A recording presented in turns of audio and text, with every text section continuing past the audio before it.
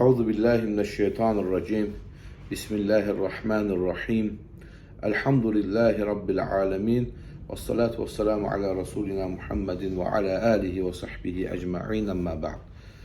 Uca Rabbimiz Haşr suresinde buyurur ki: "Ve la tekunu kellezine nasullaha fe ensahum enfusahum. Fe ulaike humul fasikun." Uca Rabbimiz buyurur ki, Allah'ı unudan ve Allah'ın onları özlerine unutturduğu kəslər kimi olmayın. Şübhəsiz ki, onlar fasiklərdirlər. Baxın, Allah Azze ve Celle bu ayette qullarına bir şey xatırladır, bir şey bildirir ve həmçinin qadağa edir bir məsələni. O da nədir? Allah Azze ve Celle'ni unutmamaq. Qulun Rəbbini unutması necə baş verir? Bugün Allah Azze ve Celle'nin izniyle bu kısa videoda bu məsələ barədə danışmaq və bu məsələ barədə nəsihət eləmək istəyirəm. Deməli, təfsirlərə baxdığımız zaman İmam Bəğəvi Rahimehullah buyurur ki, Allah Azze ve Celle'nin əmrlərini tərk etmək. Yəni Allah Azze ve Celle'ni unutmaqdan Rəbbimizin qəsd etdiyi şey nədir?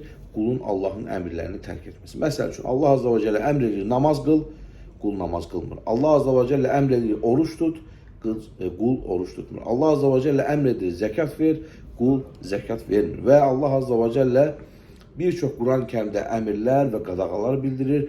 Qul əmirləri yerinə yetirib qadağalardan çəkinmir və bu nöqtədə Rəbbini unudanlardan birisi olur.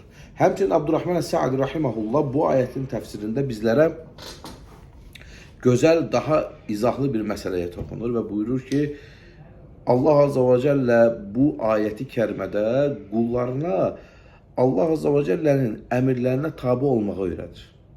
Yani Allah Azze ve Celle nəyə əmr edirsə qul ona tabi olmalıdır. Nəyi də qadağan edirsə qul ondan çəkinməlidir.